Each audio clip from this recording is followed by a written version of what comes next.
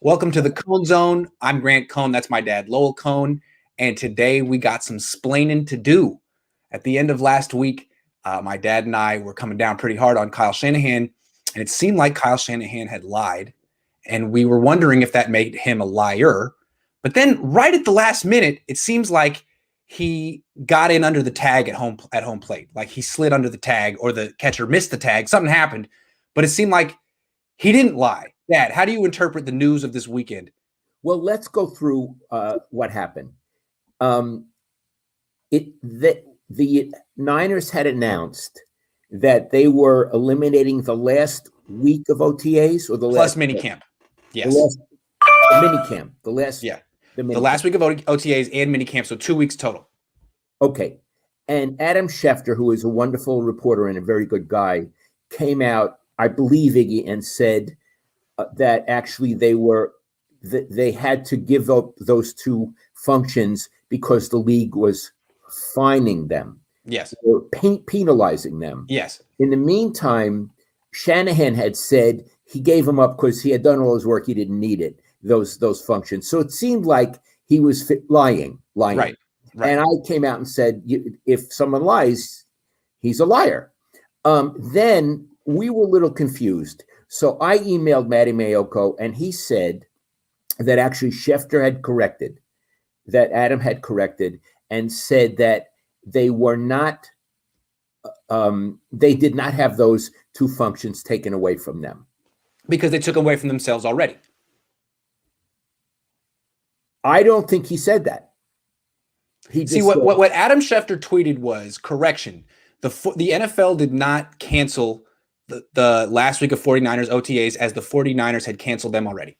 That's what he tweeted. Okay, fine. So clearly, in a technicality, Kyle Shanahan did not lie. Right. Because the league did not take them away. But in fact, and this is my interpretation, he took them away from himself so the league wouldn't penalize him. And I think that's a brilliant move. I want to give him props for that. I love that move. And I used that move in 7th grade in a different context, but it was just as effective. I could tell the story real quickly. I had a girlfriend for 2 months. You might remember her. I'm not going to use her name. The word got out that she was going to dump me. She told some people that she was going to dump me before she dumped me. So I found out at lunch I was going to get dumped. And what I decided to do at the spur of the moment was to dump her first. So I saw her down at the schoolyard and I said, could we talk for a minute? And she was excited because she thought it was her opportunity to dump me. And I said, look, I don't like you anymore. And she looked at me and she was like, you can't do that. I'm going to dump you. And I said, no, I just dumped you. It's over. So for the record, which was 20 years ago, I dumped her. And that's just how history was written. And I'm happy that it was written that way. It was one of my biggest victories. So Kyle, you got the same victory. I just want to say, nicely done. I'm impressed. So not only are you not a liar, you use the system in a clever way. And we're going to call it the Dumparoo move. You see the sanctions coming and you're like, no, I'm going to sanction myself. You don't get to. I love that. It's like, you're going to fire me? No, I quit. I love that. Yeah. It's officially known as the Dumparoo move. The Dumparoo move. The Dumparoo move. So Kyle, respect. I want to come in very seriously because a lot of your fans were very angry at me. Even this morning, someone said I was arrogant and take the L. Terrible. I take the L. I take the L. What you did was really clever. Good for you. Yeah, I was inspired. I think more people should use that strategy when they're in a tough situation. Don't just get dumped. Take control of the situation because you write history. So I like that. Adam Schefter had to correct his tweet, not Kyle. And what's interesting was when the story came out that the Niners were in violation, the Niners put out a press release and didn't argue. They said, we hear the report and we're committed to following rules and player safety and a story. So someone must have got to Schefter and was like, technically, I didn't lie. We didn't lie. So Schefter's like, good point. Now, good point. I'd like to go on with this a little more. Sure. Because other issues came up in the firestorm on Twitter, in the firestorm, when they were so angry at my mistreatment of Kyle. And a couple of things happened. One said, who cares if he lies to the media? Now, this is a different conversation now. We're no longer saying Kyle is a liar because he pulled a Dumparoo and he didn't lie. Right. But I'm talking and there's a reason he did it because you can't lie. There's a reason why it was important for him to set the record straight and be like, actually, I didn't lie. It's important. Dad, explain why. Okay. First of all, this is going to sound very old. You got to tell the truth. Yes. It's wrong to lie. Yes. And if you live in a relativistic universe, and if you don't know what that means, look it up. Mm-hmm. If you live in a relativistic universe that said lies are equal to truth, you have to really investigate who you are and what your ethical standards are. Mm-hmm. Now, you want to lie, say, so-and-so isn't really hurt. He's probably going to play on something. I understand. Those are white lies. White lies, but lies about really big things. Yes. You can't do that. Now, you can't do it. People says, who cares if he lies to the media? Well, lying to the media is lying to fans. Yeah. We are the intermediates. We're in between. We mediate between fans and teams. So he's lying to you. If you feel that you want to be lied to, that's great. If you feel that you can't trust what a coach or an executive says, that you can't trust it, well, good for you. I want to be able to trust the people I talk to. And here's one other thing. In my life as a journalist, sometimes people lied to me. Well, if I found out and it was serious, I would say, go to the person and say, you lied to me. Mm-hmm. It would be better to say no comment. I could live with no comment. You lied to me. Don't lie to me again, because there'll be repercussions. This is business. This is serious business. And I said it to some very famous people, Iggy, and they didn't lie to me again. I want to say something else. Kyle Shanahan prides himself on his transparency. He actually answers questions in a lot of words and tries to create the perception that he's being honest and not hiding anything. And he's built this perception of himself over 4 years as a head coach. He would undermine all of that by lying one time. And it's very bad. Yeah. You'd have to go back into all the other things he said where he's gone into detail asking you to believe him and say, well, you could have been lying here. When you wanted us to believe you that you liked Trey Lance all along and had no interest in Mac Jones, why should we believe that? Yeah, I mean, do we owe him an apology? Or should we just say, apologize? Yeah, sorry, and well played. So let's move on. Sorry about that, everyone. Joe Staley talked this morning on the radio and was asked about the Super Bowl loss to the Chiefs. What's the one thing that really sticks in his mind about that loss? And he said the fact that the Chiefs held Nick Bosa about 30 times and he never got any calls. And to me, I mean, he's not on the team anymore. It's fair for him to be still bitter about this, but it seems to me to indicate the entire organization's attitude about that loss. And the attitude is they really won the game. They should have won. That it was stolen from them by the referees. And when they talked last year about a revenge tour, you always said, like, revenge on who? What is this revenge? On the refs, on the league for stealing their Super Bowl victory and anointing Patrick Mahomes because they wanted him to be the face of the league and not Jimmy Garoppolo or something like that. So that's what the revenge is on the league and the refs. What do you think of the Niners' narrative here? Okay, my initial thought is get over it. Get over it. You lost the damn game. Get over it. Yeah. But I have more to say. Yeah. First of all, we're talking about Joe Staley, so we got to be very specific here. Joe Staley. We're not criticizing him. No. Well, in a way, we are. I don't agree with him. So, and I don't agree with his fixation on that. So, Joe, if you're watching, I am humbly disagreeing. I think you're the greatest. I really, really like you and enjoyed covering you. So we may have a difference here, and please bear with me, and grown people can have differences.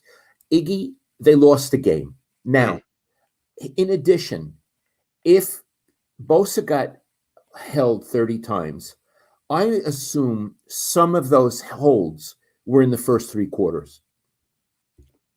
Okay, so what's 3 quarters of 30? I mean, it's a lot of the holds happened in the first 3 quarters. Yeah. They were leading by 10 points in the fourth quarter. So those holds were not an issue, particularly early on. They had the game won and lost it and blew it. And I don't think they lost the game because there were 7 more holds. If there even were, on Bosa.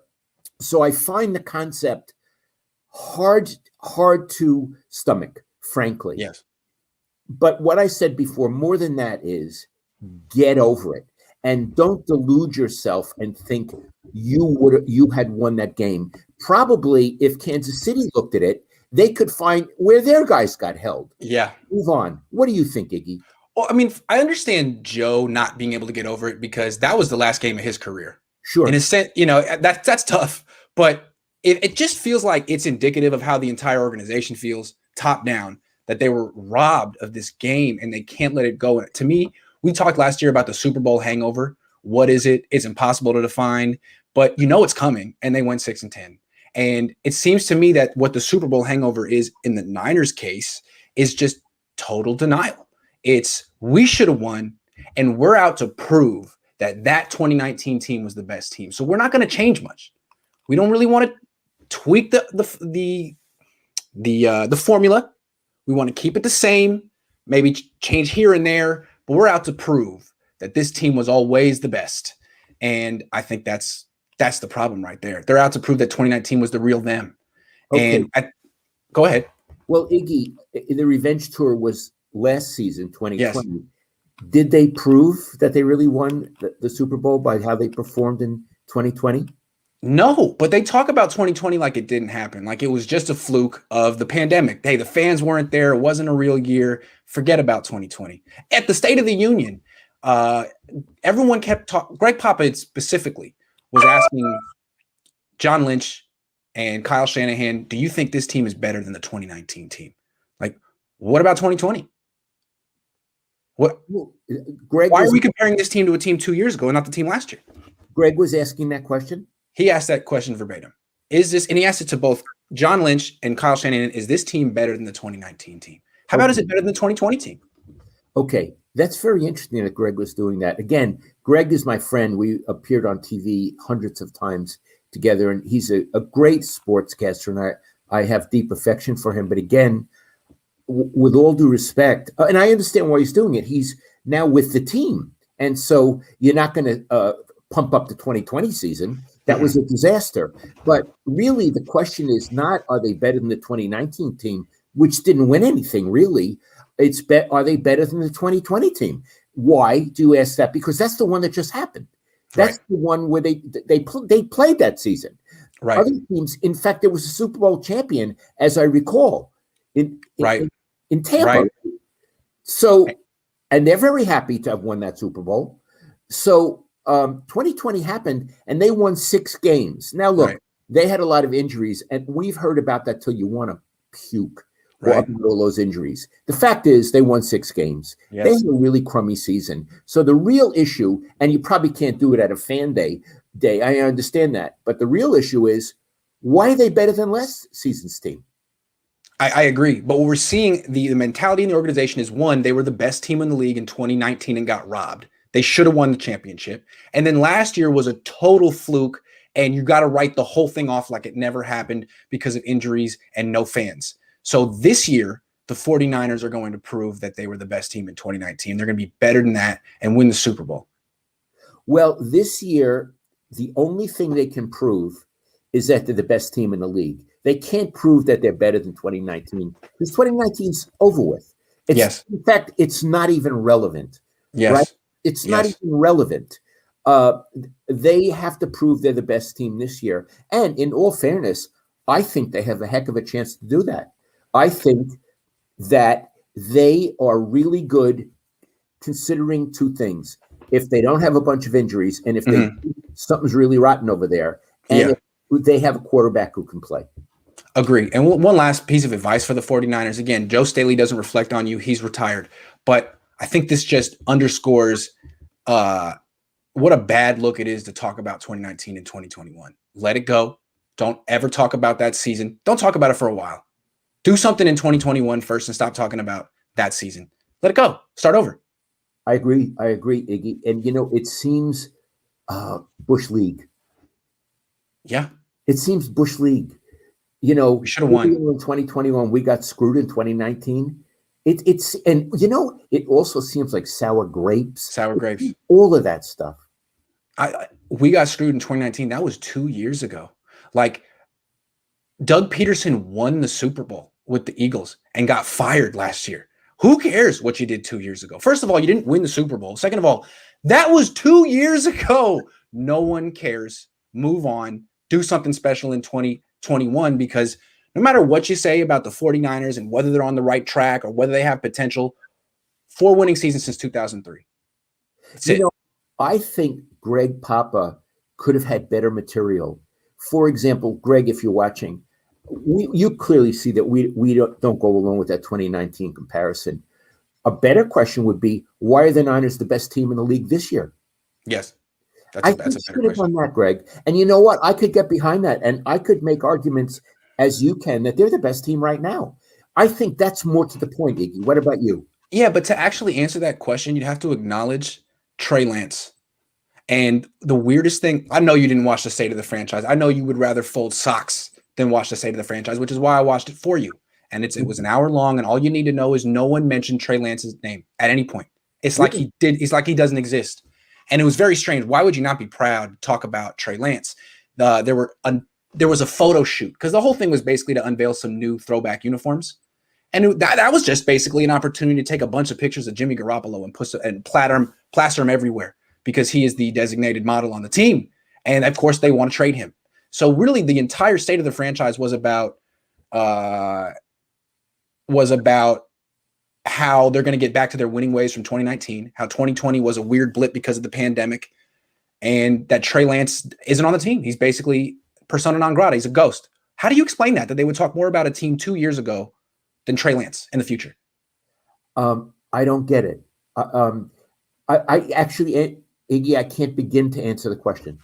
They're going to raise up the NFC Championship banner week 1 at home. I mean, week 3, when they're their first home game of the season. They're going to have a big celebration, raising up an NFC Championship banner like they won something that year. Remember when they won the NFC Championship and lost the Super Bowl? Jed York said, we don't raise NFC Championship banners around here. They're raising one this year for something 2 years ago. Really? It's a sickness. So in other words, they got to let it go. They've lowered their standards. Yes, they've lowered their standards.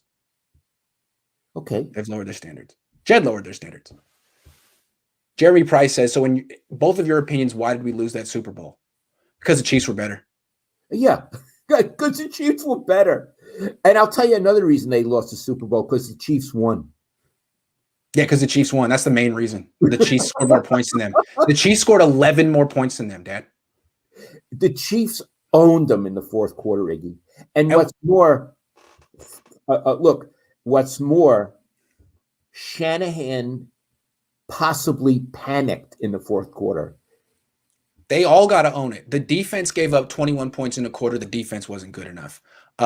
Jimmy Garoppolo couldn't complete a pass. He wasn't good enough. Kyle Shanahan lost his mind and forgot about the run game. He wasn't good enough. The whole organization fell apart in the crisis moment. It wasn't the refs. The refs did a better job in that game than the Niners did. Yeah. And sorry. Blaming it on the refs, Joe, God love you, Joe. Blaming it on the refs is really a very bad look. It's not what a premier organization would do. No. Okay, moving on. I wanted to here. A couple of weeks ago, we talked about the 49ers Pantheon, and we made a caveat that it's starting with the Bill Walsh era, because you didn't cover before then, and I was born in 1988, and I really don't know. We don't really know the players before then, but I've gotten some emails educating me, and it's fair to point out that San Francisco 49ers have been here since the 50s. They were an original franchise in San Francisco, and they have some great, great players that deserve places in the Pantheon that we didn't name. So I got 8 names, and I'm going to throw out some facts real quick, and we'll give them their due for the sake of it. Well, how about this? Let's play a game. Let me try to guess who some of the names are. Certainly. Go for it. Y.A. Tittle. Absolutely. Y.A. Tittle. He's in the Hall of Fame. He went to 7 Pro Bowls. He was a 3-time All-Pro. What did you remember about him? Well, he got traded to the Giants when I was in New York. And he came and he was great for the New York Giants. I had never heard of him. I don't even know if I'd heard of the San Francisco 49ers, but I saw him play for the Niners, and he took the job away from Charlie Connerly. So I was aware that he was a great quarterback. Okay. Who else? And, Iggy, he lived in the peninsula. He died, but you tried to interview him and he wouldn't do it. That's true. I guess he was pretty old at that point. Yeah. Yeah. So, okay, that's one. I'm going to name another. R.C. Owens. This is, it's not someone that I was not alerted to R.C. Owens, but I'm sure he was great. Do you remember R.C. Owens? He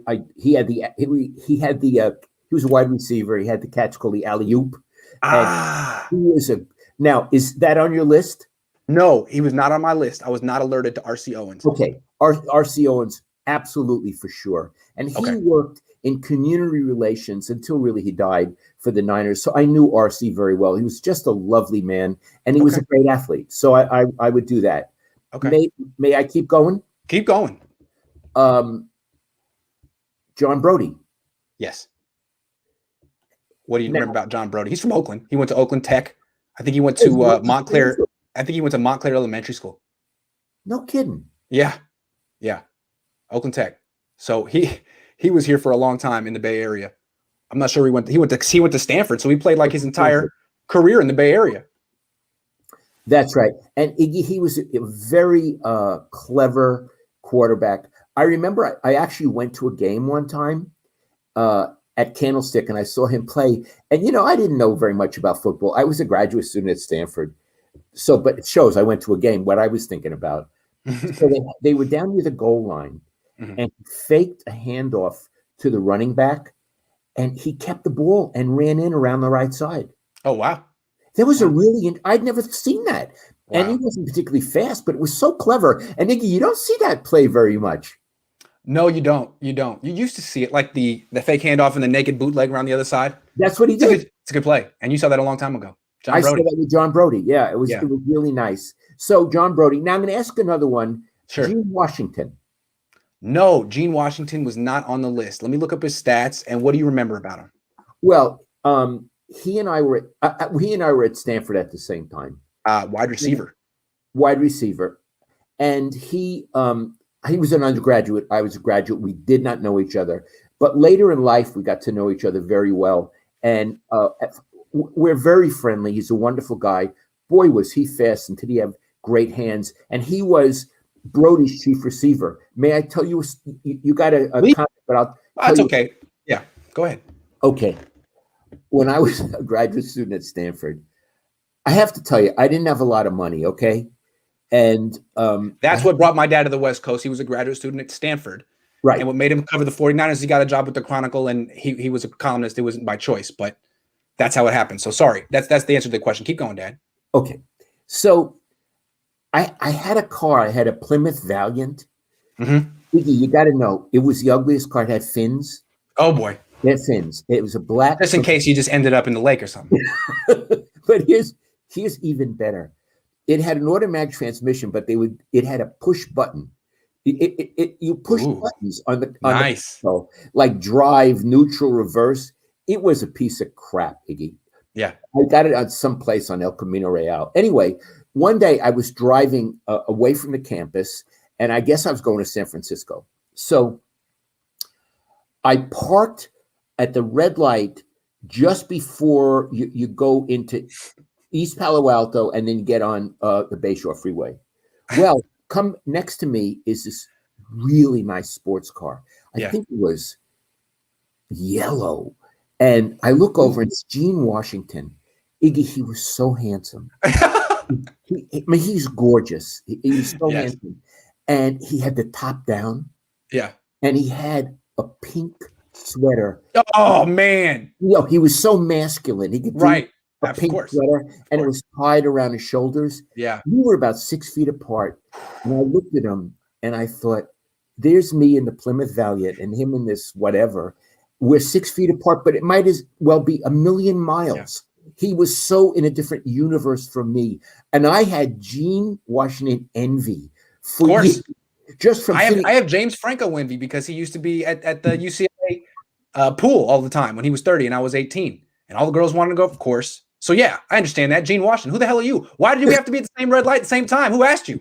In any event, when we became friends, I told him that story, and he remembered. He said, I remember the sweater. I remember the car. I just don't remember you. Yeah, he remembered himself. He remembered you. Yeah. Right. That was a good sweater. I love that sweater. Okay. Tell me some other guys on your list. Okay, Joe Perry, running back. Yes. He played from 1948 to 1963, and when he retired, he was the NFL's all-time leading rusher. Jim Brown beat his record. Whoa. He's in the Hall of Fame. So one of the greatest running backs of all time. Then also another running back, Hugh McElhaney. Yes. Hall of Fame, 6-time Pro Bowler, Rookie of the Year. Was with the 49ers from 52 to 60. So before you were out here. Bob St. Clair. He lived up in Sonoma County. Interesting. Offensive lineman. Right tackle from 53 to 63. From what I hear, he was as athletic as Joe Staley. He was ahead of his time. Jimmy Johnson, defensive back. He was but great. He also played a little offense. He had 47 interceptions in 15 years. He also played safety and wide receiver. Wow. A couple other guys. Charlie Kruger was a defensive tackle from 59 to 73. And also Leo Namalini was a defensive tackle from 50 to 63. And from what I understand, they were every bit as good as Bryant Young, Justin Smith, Forrest Buckner. Yeah, I'm so glad. So you know what? This Pantheon that we have, it was incomplete. Yes, but it was worthy of a two-parter. Yes, thank you so much, and thank your source. Absolutely, my source, our cousin. Okay, let's get back to the 2021 49ers. Dad, what the hell is going on with Jimmy Garoppolo? Well, that's what I keep thinking. Yes. I read the papers. I'm online doing this stuff, and all the time I read, they don't want Jimmy Garoppolo. They're probably going to trade him. Well, how come they haven't traded him yet? When is the trade supposed to take place? Right. I mean, because what they're doing right now is selling his jersey, a new jersey with his name on it. That's what they're doing. Yeah. So again, Iggy, there's two things that are going on. One, there's the media's narrative that he's out of here, and the other guy, Lance, is the quarterback. That's the media narrative. Yes. But then there's reality. And I always say to myself, what am I really seeing and what am I really hearing? I'm really seeing and hearing that he's still here, even though he's overpaid, even though they don't like him, even though they traded up to get the other guy. He's still here, no matter what the media's narrative is. So either they're going to trade him at some point, but why not now? Or they're not going to trade him, and they're going to start the season with him. And as you know, we have a big bet of a $50 bottle of wine. I'm saying he starts the first game. You could argue that the reason not to trade him is because his value is very low, and maybe they could increase it after one good preseason game. If he goes out there and plays one good game in preseason, they could trade him after that. I used to call it the pump and dump. They did it like with the stock. Pump it up, you dump it. They did it with Vance McDonald a few years ago. That's my only theory, is that his value is so low, and what they've – I'm sure that the Patriots would trade for Jimmy Garoppolo. They might give up a 7th-round pick for him. And maybe the Niners feel that's a slap in the face, and it would only help him to wait a couple of months. But the question I have is, what is Jimmy Garoppolo doing these days? What do you think his attitude is? Is his attitude, I'm doing everything I can to get this job back and make this my job? Or do you think he's hanging out in Chicago where he's from saying, you know what, I'll be very quiet. I'm not going to make a public stink about this, but I'm ready to go. When you guys say I'm out, I'm happy. Because it seems like the writing's on the wall one way or another. Iggy, I'd say both. I'd say he's doing both. That if he gets a chance to compete, he'll do it. If not, he'll go where they send him. But again, I've never met him. But if he's a competitor, he's thinking, screw the 49ers. I'm going to make it hard for them. I'm going to really play well, or I'm going to go on another team and embarrass them. That's what a competitor would think. Of course. I'm not necessarily sure he's a competitor. We've also wondered aloud on this show if he's going to be in the league in a few years. Here's all I see. I see that Trey Lance is working out with starters on the offense. He's worked out with Deebo Samuel, Brandon Ayuk, and another wide receiver. Nothing from Jimmy Garoppolo. From what I understand, he's in Chicago right now, where he's from, hanging around with his family, and that's fine. But it seems like Trey Lance is sort of taking the bull by the horns, to use a terrible cliche, and Jimmy Garoppolo is waiting. And I can't help but notice that he was practicing the last 4 weeks of last season and didn't play. He was sitting up in a box. So I don't know what's going on. It seems like he's not necessarily, doesn't seem like he's extremely motivated to play for the 49ers. Or maybe I'm just misreading someone who's hard to read. I don't know. Okay. I don't know. I have a question. Yeah. Before other seasons, did he work out with 49ers wide receivers? Hell yes. Last season in particular, there was no offseason program. So a bunch of people got together in Nashville and he was there because it's his team. Now, there haven't been as many, but there have been some, and they've always been with Trey Lance. And it's like Jimmy's just hanging out in Chicago saying, you know what, take the team. I don't want the team. I'd like to go, but I'm not going to request a trade publicly because that would make me look bad. It's not who I am. I'm just going to be polite and be quiet. But that's what I kind of read from him right now. If I'm wrong, Jimmy, please say it. That's very interesting. So you're saying his behavior is different from what it was in the past? Yeah, I mean, last year he injured his ankle twice, okay? The first time he came back 2 weeks later and played on an injured ankle. God love him, because the season wasn't over yet and he didn't look that great because he wasn't 100% healthy. He got injured again, never saw him again. The season was lost, and he did practice the last 3-4 weeks of the season. A lot of players came back to play in games that didn't matter. Kittle did. Jimmy Ward did. Jimmy Garoppolo didn't. He sat up in a luxury box with no Niners gear on. And it looked a little weird. Like maybe he felt, you know what? You blame me for this. You rushed me back. You don't have my best interest at heart. I'm sitting out. And if you want to get rid of me, then I'm game. Get rid of me and bring in someone else and let me go. It almost feels like he's waiting patiently in purgatory. Interesting. Would you blame him if he felt like the Niners scapegoated him and he'd like a fresh start somewhere else? No, I would not blame him. No, I would not blame him. I want to come back to Trey Lance. So to use a cliche, he's taking the play away from Jimmy. He's acting, and Jimmy's not fighting back. See, to me, if all 49ers hired some kid who's 21 to take my job, but I'm still here, and he started organizing all kind of stuff, I'd be organizing too and say, no, it's still my site. You follow what I do until I'm gone. It seems like Jimmy's like, hey man, if you want it, go ahead. I don't want to be here. It's fine. Whoa. It's not fine. Go ahead, work out with Debo. I'm not going to be there. So he's hanging out in Chicago. That's fine. But he's just I feel like if the teammates look at how much Trey wants to be our quarterback, and look at Jimmy. I don't know what Jimmy wants. It could make it easier on Trey Lance to win this competition quicker. You see what I'm saying? Yes, I do. I would. Yeah. Again, this stuff is fascinating, and I wish it's fascinating. Yes. If I were Jimmy, clearly I would come into training camp in the best possible shape. Yes. Clearly. I would give Trey Lance a run for his money. Hell yeah. Just out of professional pride. Yes. And would see then what happens after that is not up to him, it's up to the Niners. Yeah. I hope that where he is now, he's really on an exercise program and he's throwing the ball to college receivers or other people we don't know about. Yes. I hope. Right. In addition, I want that training camp to be sizzling with competition. Me too. And I don't mean for the third quarterback. I mean for those two guys.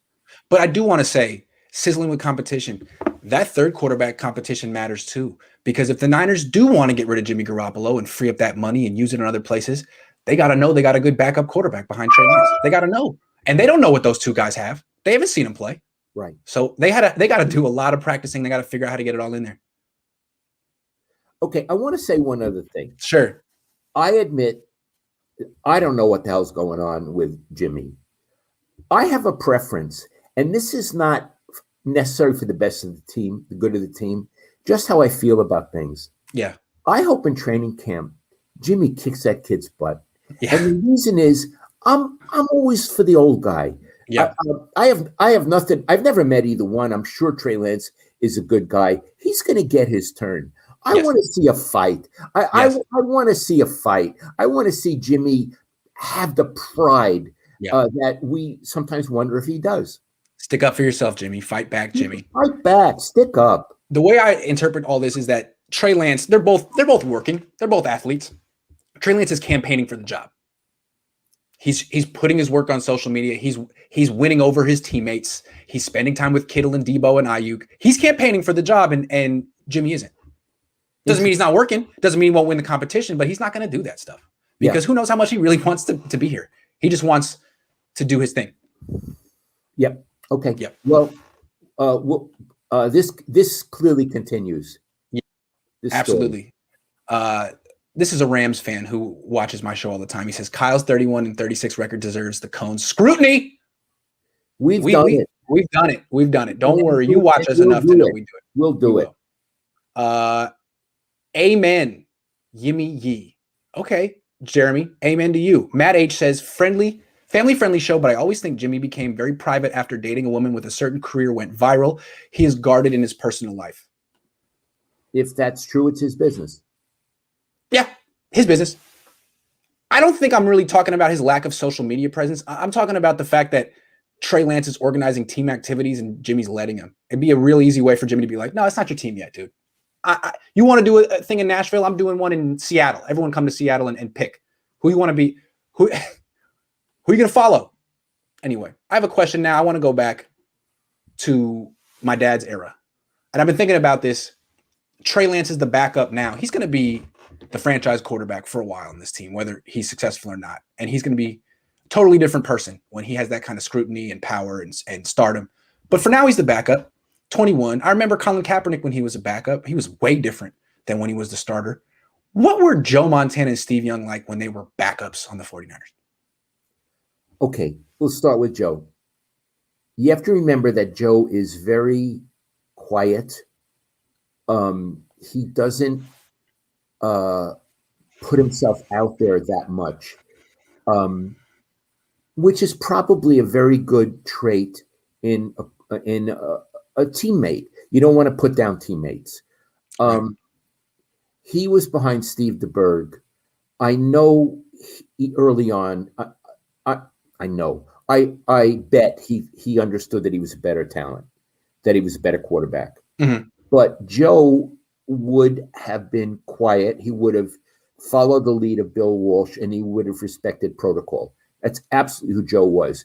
I've told you before, the only thing I ever got from Joe on that, and this is when Joe was very young, he said, whenever we go out to practice, Steve DeBerg has to have the ball first. He has to grab the ball first.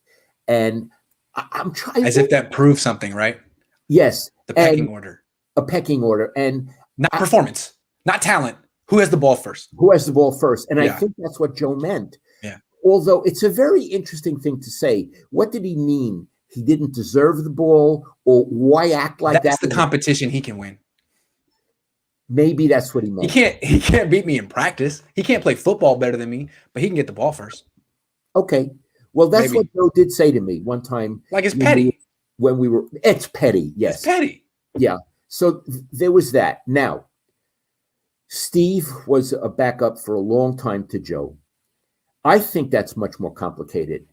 First of all, I want to say neither Joe nor Steve ever said a bad thing about the other one to me. Ever. I don't know that they like each other very much, but they were always very respectful. For example, I once asked Joe, how do you feel about Steve? And this was years, when we were all retired. They were retired. He said, I treat him with the respect I would treat any former teammate, which is wow, a very interesting thing to say. That's what Joe certainly said to me about Steve. Steve never, ever put down Joe. And in Steve's book, which, by the way, Steve's autobiography is one hell of a read. I don't usually like sports books. This one I loved. He is only respectful of Joe.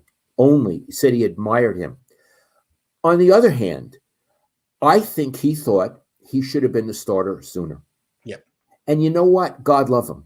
Yeah. He's supposed to think that. He waited until his 30s. Even though he's in Montana, he's supposed to think that. Yeah. In addition, in his book, he indicates that he came to the team because Bill Walsh told him that Joe was on his last legs and Steve would soon be the quarterback because Joe couldn't do it that much longer. And Steve said the first day of practice, Joe ran out to the field. He was throwing passes. He said, he didn't look on his last legs to me. He looked pretty great to me. So I think the frustration that Steve felt was not toward Joe. It was toward Bill, because I think Bill everybody knows I like Bill. Bill had about 100 different personalities, and he could be very wily and not nice. And I think Steve, at a certain level, felt he got sold a bill of goods. Yeah. It's interesting. I want to talk about what you said about Bill real quick. He had 1 million personalities.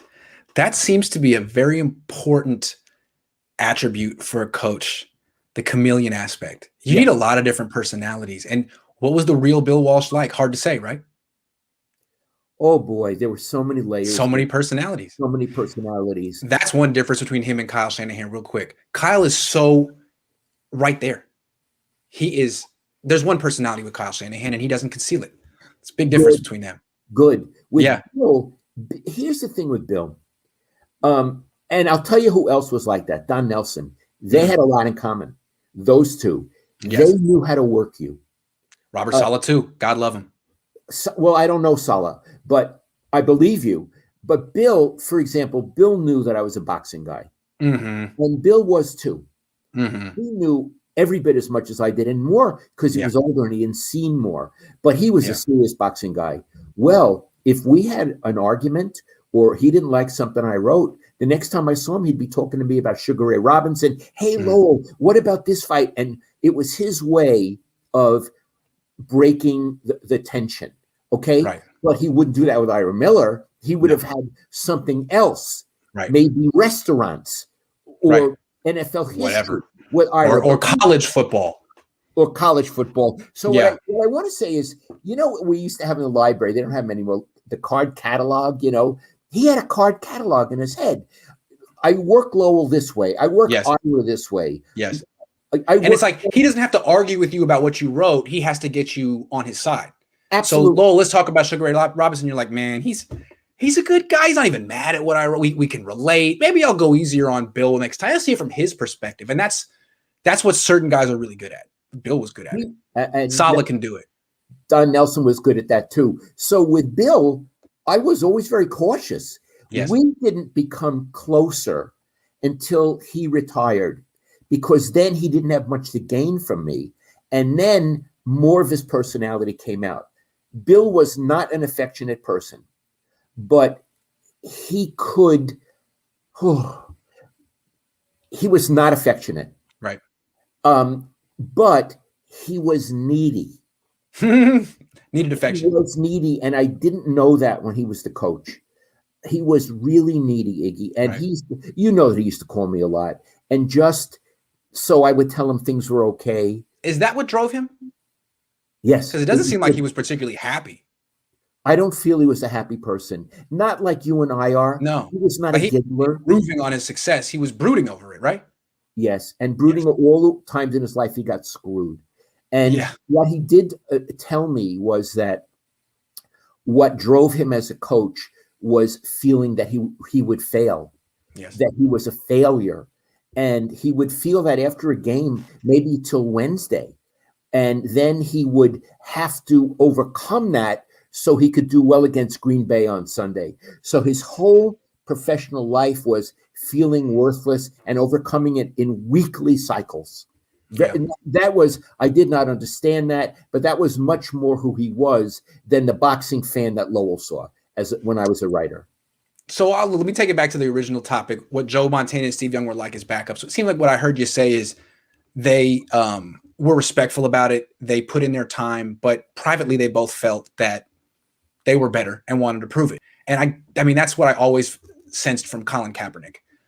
He was very quiet around the facility. He didn't need to talk to people or prove it. He just felt every time he was on the practice field, he threw better, he moved better, he looked better, all of it. And then he would get he had a very confident air about him, even when he was silent and not a main member of the team. And I'm imagining Trey Lance has looked at Jimmy Garoppolo and it's like, you can't throw like me. You can't move like me.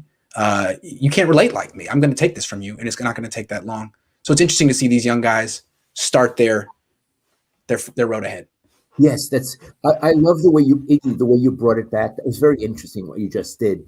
And so you're comparing Trey Lance to maybe how Steve privately felt and Joe privately felt. But actually, he's almost publicly feeling it. Yes. I remember Kaepernick. Before he was a starter, he would just walk around with earphones on, never talk to anyone. And I think his attitude was, It's going to be my team soon. I'm just waiting. Yeah. Just waiting. I'm doing all the work I need to do, but this is boring. It's going to be my team, and I'm just passing the time. Very confident.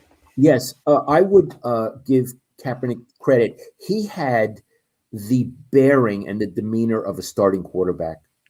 Yeah. When he was 24, 25, he was just an incredible athlete. Incredible athlete. He was in the best shape of anyone on the team. He was like 235 pounds. He was an amazing athlete.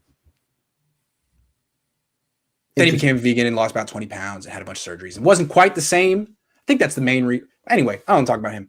But I swear, if he was 235 pounds looking like he used to look, teams would have him in the way they have Tim Tebow, because Tim Tebow's still in great shape. Michael Jolly says, honestly, if the Niners wanted to keep Jimmy G at quarterback, they would have drafted Pitts and given him weapons. It's Lance's team from week 1.